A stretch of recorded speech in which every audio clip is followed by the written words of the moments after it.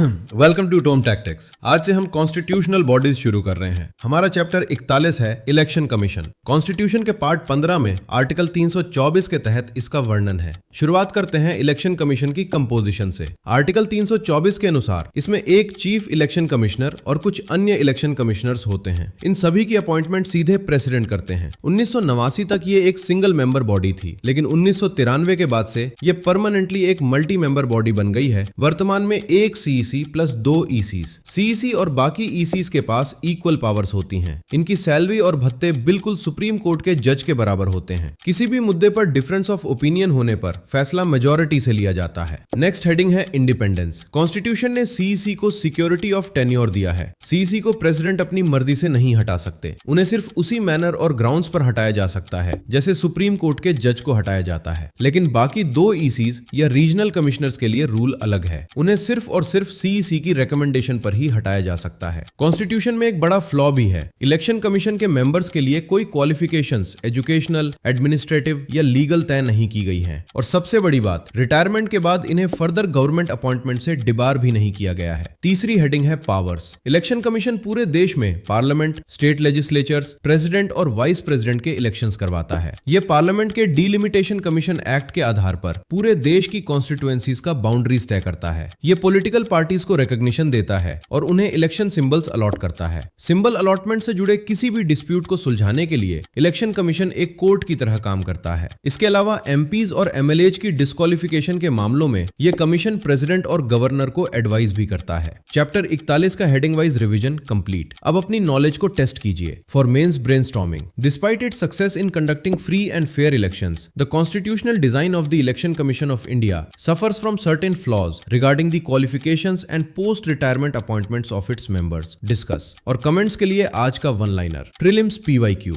भारत के वर्तमान मुख्य निर्वाचन आयुक्त सीईसी कौन है? A Rajiv Kumar, B Gyanesh Kumar, C Sukhbir Singh Sandhu, D Arun Goyal.